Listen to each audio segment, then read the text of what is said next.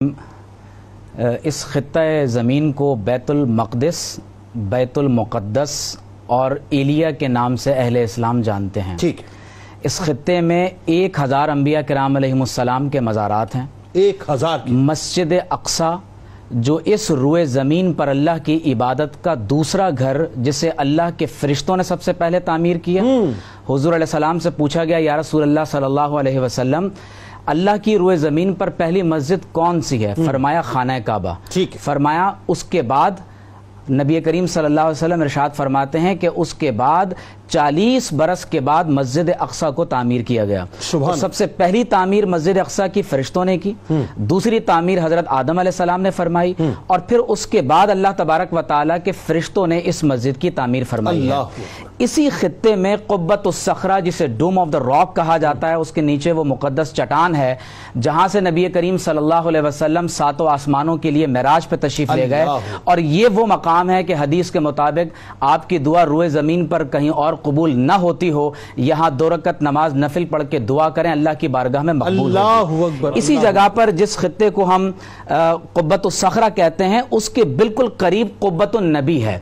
اس کے نیچے ایک مصلی ہے جہاں حضور علیہ السلام نے 1,24,000 انبیاء علیہ السلام کی امامت فرمائی۔ قطع کلام کی معذرت، جی، یہ ایگزیکٹلی مسجد اقصی میں جب آپ داخل ہوتے ہیں تو ایک تو اس کا سمجھ لیجیے گراؤنڈ ایریا ہے، ایک اس کا جو انڈر گراؤنڈ ایریا ہے، یا وہاں کی بات نہیں، قبۃ الصخرہ کے بالکل قریب، اگر یہ اسکرین پر دکھا سکیں، قبۃ الصخرہ کے جو گولڈن رنگ کا جو باقاعدہ گنبد بنا ہوا ہے، اس کے بالکل قریب ایک اور گنبد ہے جو ہمارے ہاں عمومی طور پر لوگوں کی نظروں سے پوشیدہ ہے، جی، تو اس کے نیچے ایک مصلی ہے، اسے قبۃ النبی کا ویلنگ وال ہے۔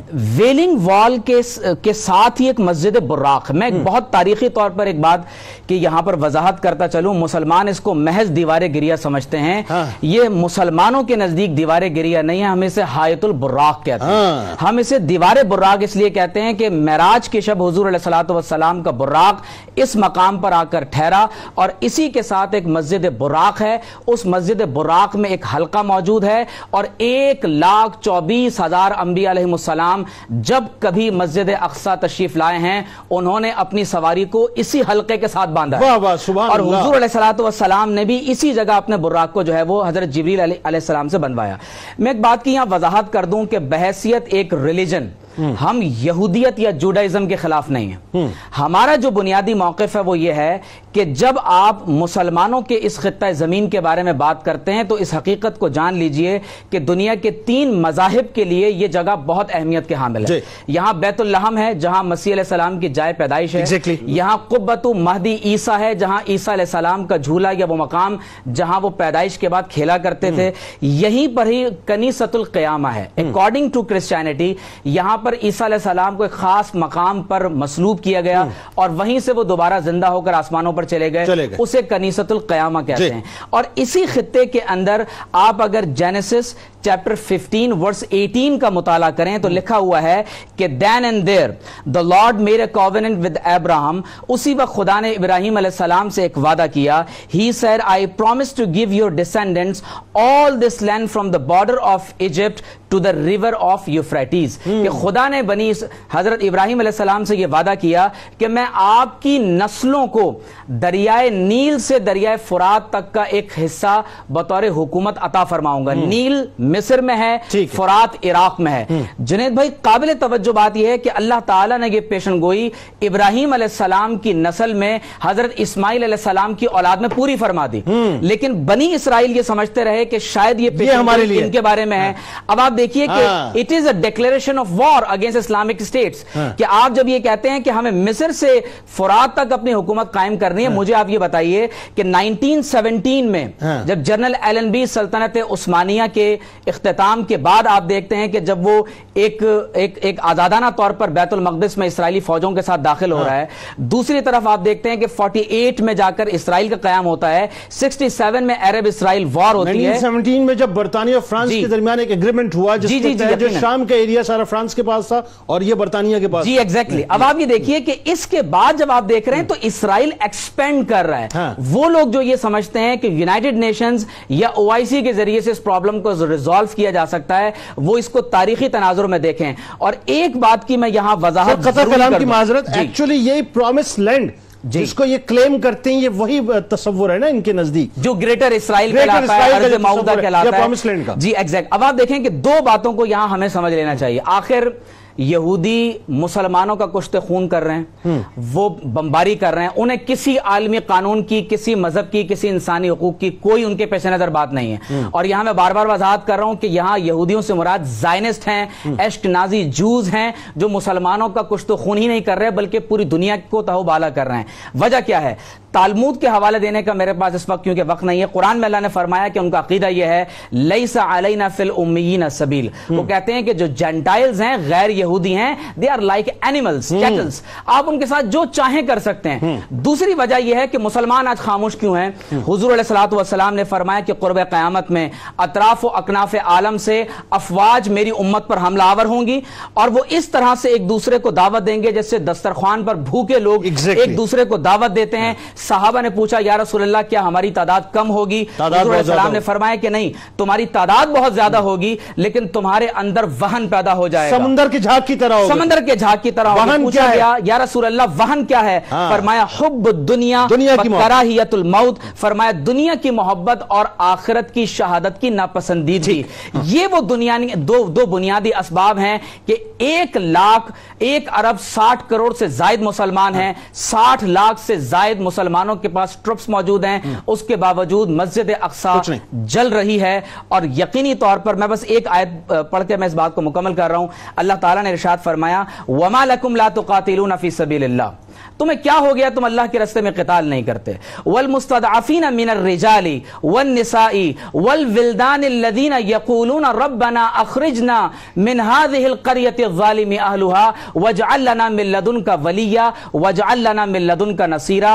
یہ ہے وہ پالیسی جو پورے عالم اسلام کو اس وقت اختیار کرنی چاہیے. سورت ہے بنی اسرائیل، واقعہ ہے شب اسراء کا، اور ہجرت مدینہ منورہ سے 1 سال قبل نبی کریم صلی اللہ علیہ وسلم کو معراج ہو رہی ہے. اور اللہ تعالیٰ فرما رہا ہے سبحان الذی اسری بعبدہ لیلا من المسجد الحرام الی المسجد الاقصی. یہ نقطہ ہمیشہ کے لیے تمام سامعین اپنے ذہنوں میں بٹھا لیجئے کہ مسجد اقصی ہو یا خانہ کعبہ ہو، یہ نسل پرستی کی بنیاد پر تعمیر ہونے والی عبادت گاہیں نہیں ہیں.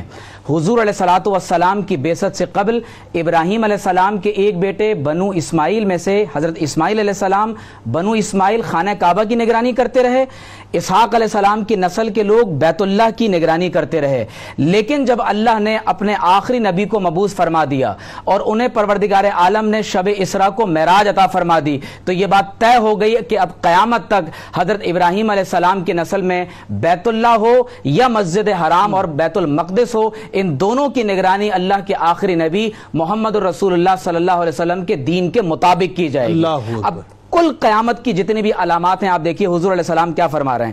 فرمایا کہ اس مسجد میں نماز پڑھنا، صرف 2 رکعت نماز پڑھنا، فرمایا کہ گزشتہ تمام گناہوں کا کفارہ بن جاتا ہے اور 50,000 نمازوں کا ثواب ہے. قرآن نے کہا ہے من المسجد الحرام الی المسجد الاقصی. حضور فرماتے ہیں کہ جس نے حج یا عمرے کا احرام باندھا من المسجد الاقصی الی المسجد الحرام، اس کے اگلے اور پچھلے تمام گناہوں کو معاف کر دیا جائے گا. اس پورے خطے کو بلاد الشام کہتے ہیں. اور حضور علیہ السلام نے فرمایا اذا فسد اہل الشام فلا خیر فیکم. اگر اس خطے میں جنگ برپا ہوگی تو فرمایا پھر میری امت کے اندر خیر باقی نہیں رہے گی. نبی کریم صلی اللہ علیہ وسلم نے فرمایا عمران بیت المقدس. اچھا ذرا قطع کلام کی معذرت، ذرا کلیئرٹی لوگوں کو آ جائے کہ بلاد شام چونکہ اس وقت ٹیریٹری جو ہے وہ بہت وسیع تھی نا، اس میں یہ بھی شامل تھا، اس میں عراق بھی شامل تھا. اس میں عراق سے پیچھے آپ دیکھیے کہ جارڈن، موجودہ اردن، اسی طرح سے پورا فلسطین، ایجپٹ، اور یہ جو خطے جو بارڈرز آپ کو نظر آ رہے ہیں یہ تمام کا تمام حصہ اس زمانے میں بلاد الشام کہلاتا تھا. اب آپ دیکھیے کہ اسی کے اندر آتا. جی ایگزیکٹ. اب آپ دیکھیے آپ صلی اللہ علیہ وسلم نے فرمایا کہ عمران بیت المقدس خراب یثرب. اگر بیت المقدس میں آباد کاری ہوگی تو یثرب کی فرمایا کہ عمران و بیت المقدس خراب و یسرب، اگر بیت المقدس میں سیٹلمنٹس ہوں گی تو یسرب میں تباہی ہوگی۔ اب حضور علیہ السلام نے مدینے کا لفظ استعمال نہیں کیا، آقا علیہ السلام نے یسرب کہہ کر بتایا کہ وہاں تباہی بربادی کی طرف نعوذ باللہ من ذالک لوگ جا سکتے ہیں۔ فرمایا وَخَرَابُ یسرب خروج الملحمہ، اور اگر مدینہ طیبہ میں تباہی ہوئی تو فرمایا کہ اس سے بڑی جنگ عظیم شروع ہوگی، خروج الملحمہ فتح قسطنطینیہ، اور جب بڑی جنگ ہوگی تو پھر قسطنطینیہ دوبارہ ری کیپچر کیا جائے گا۔ یہاں ذرا میں رک کے ایک سوال کرنا چاہ رہا ہوں۔ قسطنطینیہ سے مراد موجودہ ٹرکی، استنبول، ٹھیک ہے۔ اس کا مطلب خدا نخواستہ میں یہ لوں کہ جو اس وقت جتنا ووکل اور جتنا وائبرنٹ ٹرکی ہے، خدا نخواستہ یہ ایک بار پھر جو ہے کیپچر کیا جائے گا۔ دیکھیے اس بشارت کی دیکھیے ابھی ہمیں نہیں معلوم کہ اس میں 400 500 کتنے برس باقی ہیں، ٹھیک ہے، لیکن اس وقت یقیناً جو ترکی کا کردار ہے، ہم امید کرتے ہیں کہ یہ وقت کے صلاح الدین ایوبی کا کردار ادا کرتے ہوئے اس سلطنت عثمانیہ کی سنت کو زندہ کریں گے جنہوں نے ایک مرتبہ بیت المقدس کو پہلے فتح کیا تھا، اور انشاءاللہ اس کی عظمت کو دوبارہ قائم کریں گے۔ اب آپ دیکھیے کہ حضور علیہ الصلوۃ والسلام خود ارشاد فرما رہے ہیں، اور یہ حدیث نہایت ہی قابل توجہ ہے۔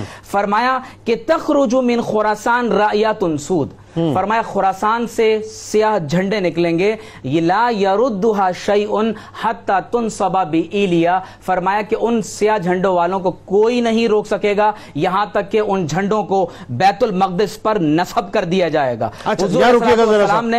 یعنی ایلیا سے مراد بیت المقدس یعنی سرزمین فلسطین۔ اچھا، خراسان سے مراد وہ سارا بیلٹ ہے جہاں پر افغانستان بلوچستان کا کچھ ایریا، پاکستان کا کچھ ایریا، افغانستان اس کا ہارٹ ہے نا، اور پاکستان کا جو پورا قبائلی بیلٹ ہے سارا، ٹھیک ہے۔ تو اس سے یہ بات معلوم ہوتی ہے کہ اس بشارت میں بالخصوص پاکستان کا وہ حصہ جو آپ کو قبائلی بیلٹ میں نظر آتا ہے، افغانستان کا حصہ، جی وہ یہاں سے جائیں گے، جی یقیناً یہ احادیث مروی۔ اور پھر میں ایک بات یہاں پر آپ کے ساتھ شیئر کروں کہ فاروق اعظم رضی اللہ تعالی عنہ نے جب بیت المقدس کو صلح کے ساتھ فتح کیا ہے، امان لکھ کر دی ہے، فرمایا ان کی جان مال عزت آبرو، ان کی صلیب، ان کے کنیسہ کو امان ہے، اور فرمایا ایک جملہ ہے، فرمایا ولا یسکنوا بایلیا معهم احد من الیہود، فرمایا یہودیوں کو یہاں رہنے کی اجازت نہیں دی جائے گی۔ اور فاروق اعظم نے جب بیت المقدس کو فتح کیا تو پالیسی سٹیٹمنٹ قیامت تک کے مسلمانوں کو دیا ہے، فرمایا انا کنا اذل قوم، ہم ضلالت میں گرے ہوئے لوگ تھے،